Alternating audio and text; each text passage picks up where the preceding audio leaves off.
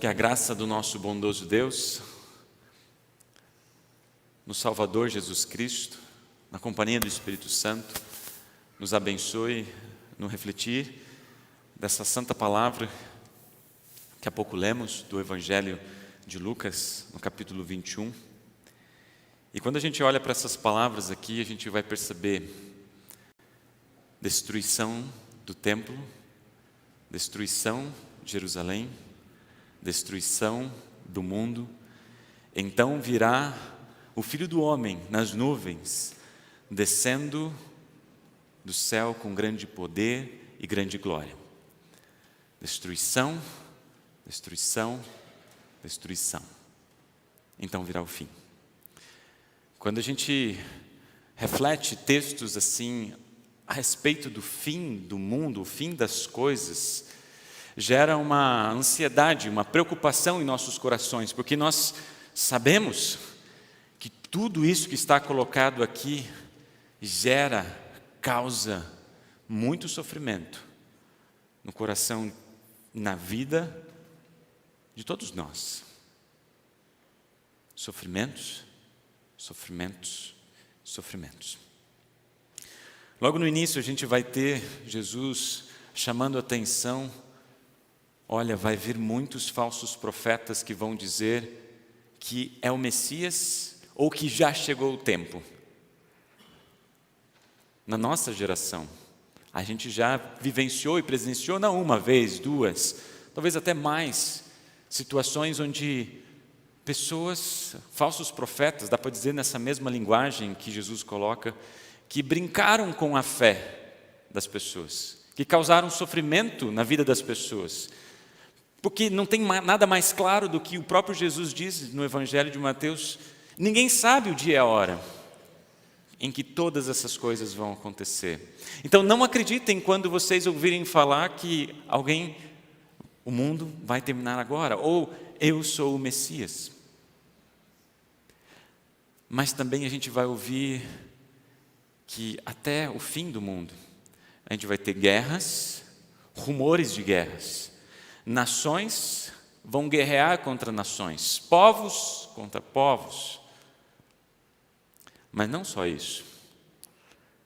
Vai ter grandes terremotos, grande destruição, fome, epidemias. E aqui eu acho que a gente pode incluir também pandemias. Grandes sinais no céu, na terra, de grande tristeza e de grande sofrimento. Mas Jesus, ele coloca algo a mais aqui, que o texto em 1 Tessalonicenses 1 a 5, nesse texto, o próprio apóstolo Paulo está preocupado e diz assim: vai haver perseguições, vão haver perseguições. E de fato algumas já aconteceram, e ele está escrevendo justamente para aquela igreja, porque está preocupado para que ninguém se perca da fé, ou caia da fé. Então Jesus aqui nesse texto, ele diz: vão haver perseguições, vocês vão ser presos, dados a reis e governantes, vocês vão ser entregues até pelos seus próprios pais. Pensem nisso, pais, irmãos, amigos. Isso não é algo que aconteceu só no primeiro século, mas é algo que ainda acontece em nossos tempos, e irá acontecer ou continuar acontecendo. Perseguições porque nós somos cristãos, ou porque nós temos Jesus como nosso Senhor e Salvador. Vocês querem uma linguagem mais viva do que essa? Basta a gente olhar alguns versículos que Jesus ele aponta diretamente para a destruição de Jerusalém.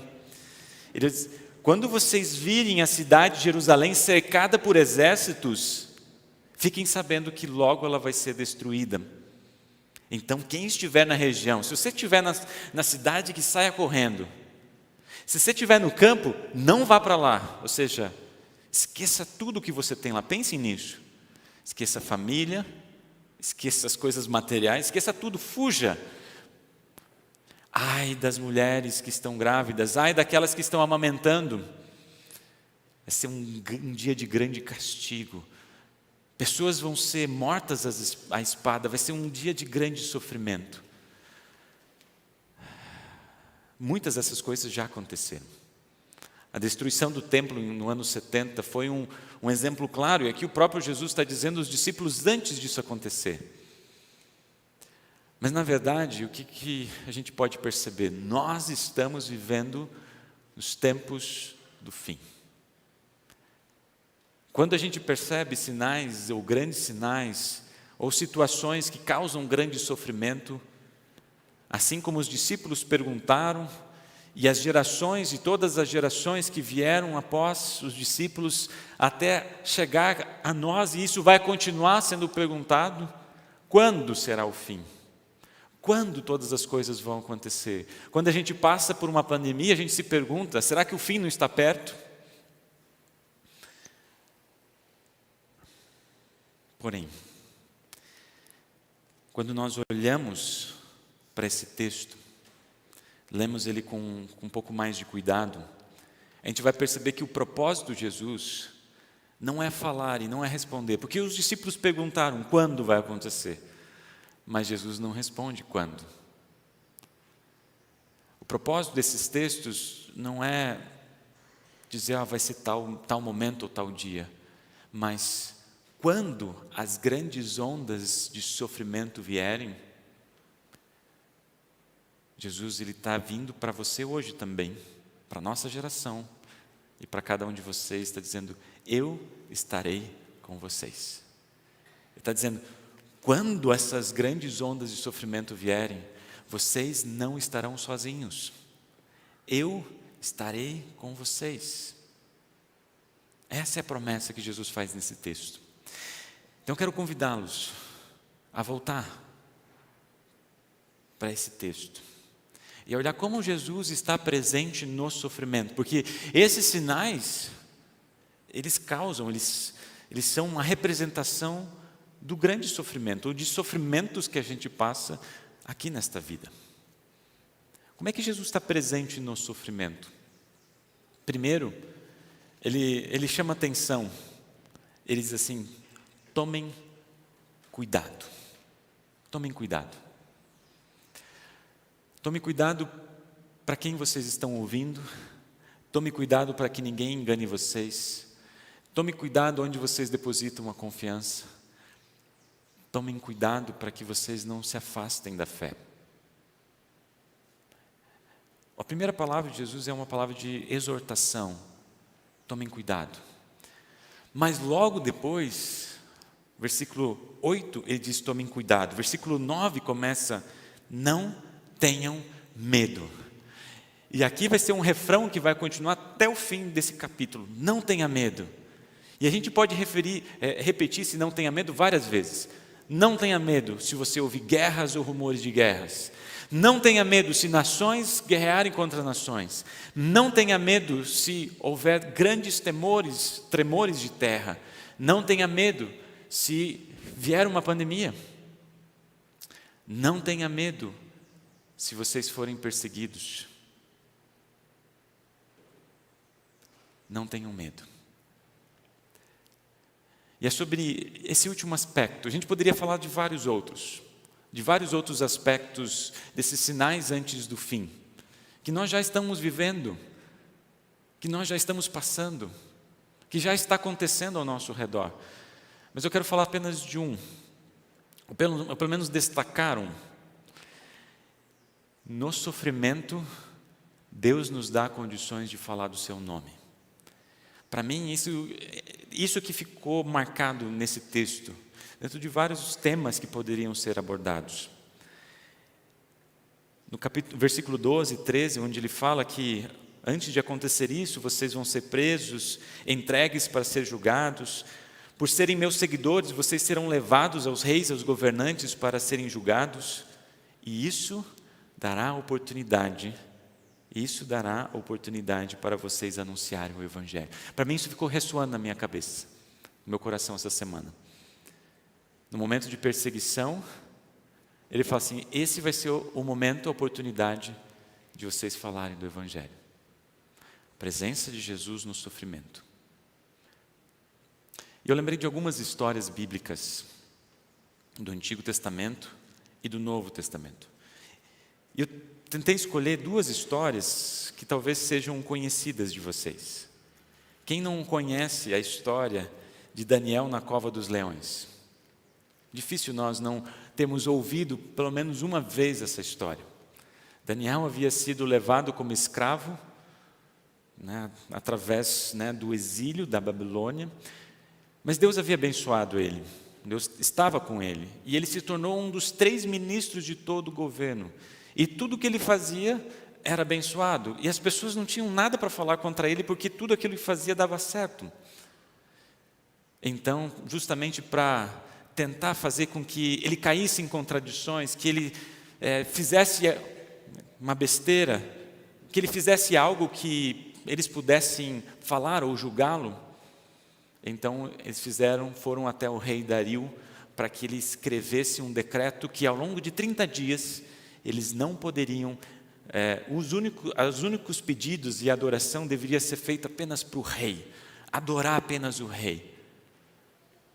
Mas Daniel, como diz o capítulo 6, ele adorava a Deus, ele cultuava a Deus, como ele fazia todos os dias, e naquele dia ele foi para casa, abriu a janela, e por 3, ao longo de todos os dias, ele orou para Deus. E foi nesse momento que as pessoas que estavam seguindo, fazendo com que ele caísse, levaram até o rei, para que ele então fosse julgado e colocado na cova dos leões. Talvez na vida de Daniel tenha sido um dos momentos mais difíceis. Claro, passou por outros momentos, mas pensem, esse era o final da vida dele, ser jogado na cova dos leões, com leões famintos. O rei não queria isso, e ele fez de tudo para evitar com que isso acontecesse. E olha só o que o rei disse a Daniel, antes de colocá-lo na cova dos leões: espero que o seu Deus, a quem você serve com tanta dedicação, o salve.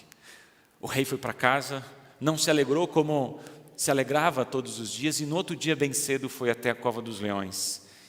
E ele disse assim, com voz muito triste, o rei: Daniel, o servo do Deus vivo, será que o seu Deus, a quem você serve com tanta dedicação, conseguiu salvá-lo dos leões?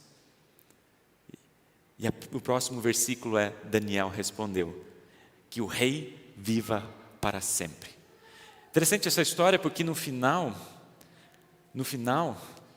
o rei Dario escreveu uma carta para toda a nação. E olha só o que ele escreveu nessa carta: felicidade e paz para todos. Eu ordeno que todas as pessoas do meu reino respeitem e honrem o Deus que Daniel adora, pois ele é o Deus vivo, que vive para sempre. O seu reino nunca será destruído, o seu poder nunca terá fim.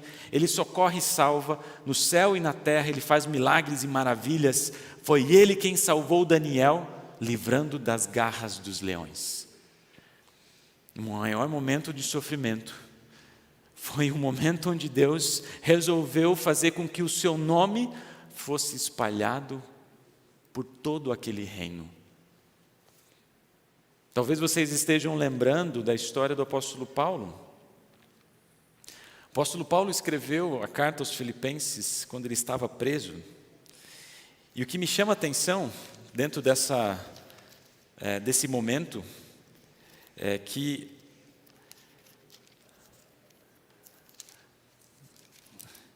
ele louva a Deus por causa disso.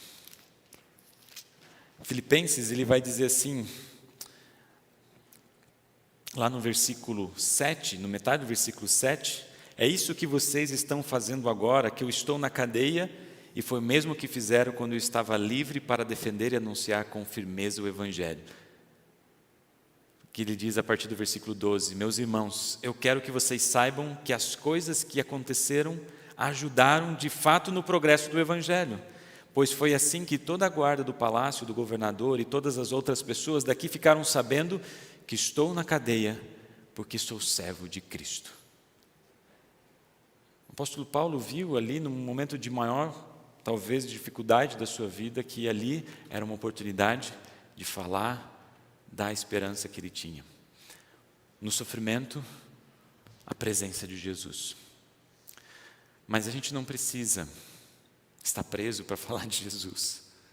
A gente não precisa ir numa prisão, ser jogado na cova dos leões, para o nome do Senhor se espalhar por todas as pessoas.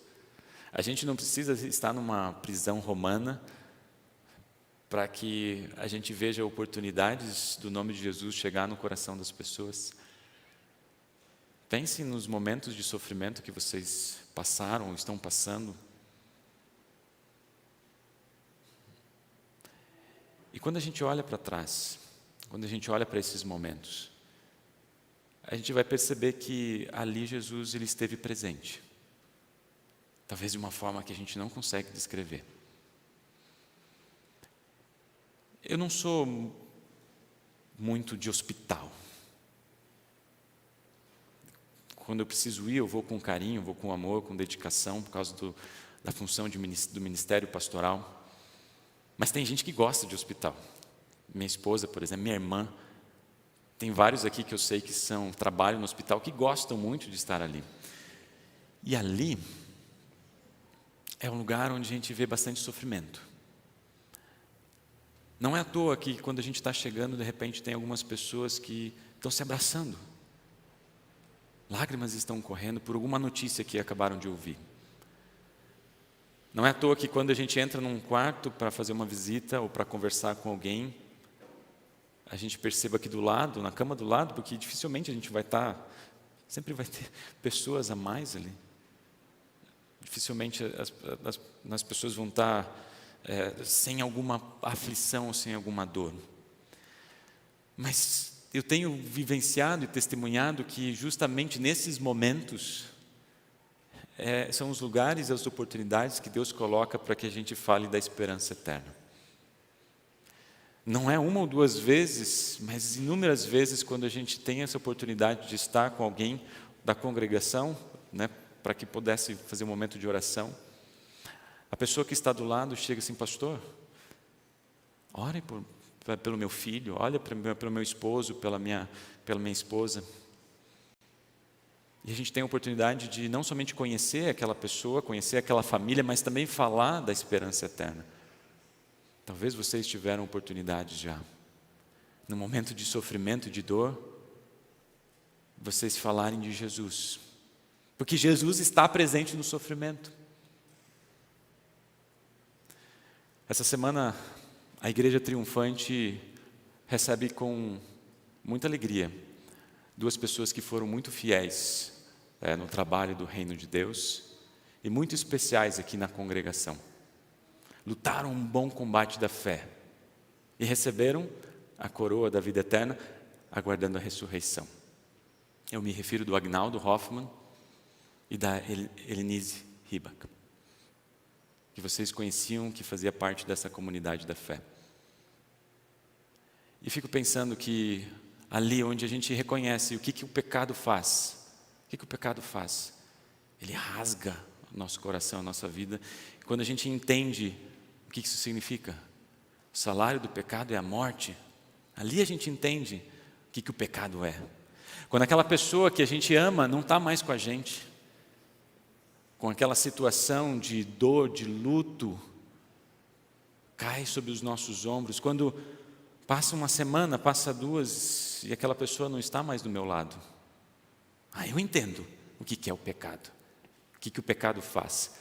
Mas sabe que nesses momentos, são os momentos onde a gente mais ouve, ou mais sente a presença de Jesus, o consolo de Jesus, o abraço de Jesus. Palavras doces de evangelho, de vida, de salvação, de ressurreição. Talvez vocês, nessas últimas semanas, por causa do dia de finados, esteve visitando uma pessoa querida da sua vida. E quando menos espera, você está do lado de uma pessoa, e quando você menos imagina, você está conversando com aquela pessoa, e de repente, ela fala aquilo que aconteceu, e no fim vocês estão falando sobre Jesus e a salvação. No sofrimento, Jesus está presente. Jesus age nos momentos mais difíceis da nossa vida. Jesus está sempre em ação. E a gente não precisa se preocupar com o que eu vou dizer, o que eu vou falar. Hoje nós ouvimos o próprio Jesus dizer: eu colocarei as palavras na tua boca. A gente não precisa se preocupar, apenas abra o seu coração para falar daquilo que a gente crê, aquilo que a gente vem vivenciando ao longo de toda a caminhada da nossa fé. Apenas fale daquilo que Jesus tem feito por cada um de nós. E então tem uma promessa. Ele diz assim: vocês vão ser entregues, vocês vão ser perseguidos, até por um contexto difícil, pelos próprios familiares. E olha só o que Jesus disse: mas nenhum fio de cabelo de vocês será perdido. Parece contraditório aqui também, porque ele está falando que pessoas vão ser mortas, perseguidas, e como de fato aconteceu, como nós vimos na leitura de 1 Tessalonicenses, de fato aconteceram, de fato pessoas foram perseguidas, como a gente sabe na história. Os próprios apóstolos, se vocês querem saber o que aconteceram com alguns dos apóstolos, leiam Hebreus 11, finalzinho de Hebreus 11. A gente às vezes evita textos assim, mas essa é a realidade, muitos foram perseguidos. Muitos foram perseguidos. Mas Jesus diz: nenhum fio de cabelo de vocês será perdido. Talvez eu esteja naquela fase quando eu passo a mão no cabelo, às vezes saem alguns fios, né? Talvez é porque a vida é assim mesmo, né? Quando menos pensamos, a idade chega e a gente não tem mais tanto cabelo como a gente tinha quando era um pouco mais jovem. Mas eu não sei, vocês que têm mais cabelos do que eu e que não estão percebendo essas quedas, se quando vocês perdem 1 ou 2 cabelos, vocês ficam pensando: nossa, um fio de cabelo não é nada, é algo irrelevante para nós. Ou vocês se preocupam com isso, quando um fio de cabelo cai da cabeça de vocês? Não, eu não me preocupo, eu sei que eu sei, mas a gente não se preocupa com isso. Por quê? Porque não é algo importante para nós. Agora, pare e pense nessa imagem que Jesus está trazendo para nós, o impacto que ela tem. Não é só aqui que ele fala do fio de cabelo e diz em outro momento que ele conhece, ele sabe quantos fios de cabelo nós temos. Se ele sabe tanto isso de nós, se ele quer preservar tanto isso, ele está cuidando da gente de uma maneira que a gente não tem nem condições de expressar isso. Mesmo as coisas que a gente não valoriza, ele cuida de nós. Ele preserva, ele está dizendo: nenhum fio de cabelo seu vai ser perdido, então não se preocupe, não tenham medo quando grandes ondas de sofrimento vierem. Por quê? Porque eu estarei com vocês.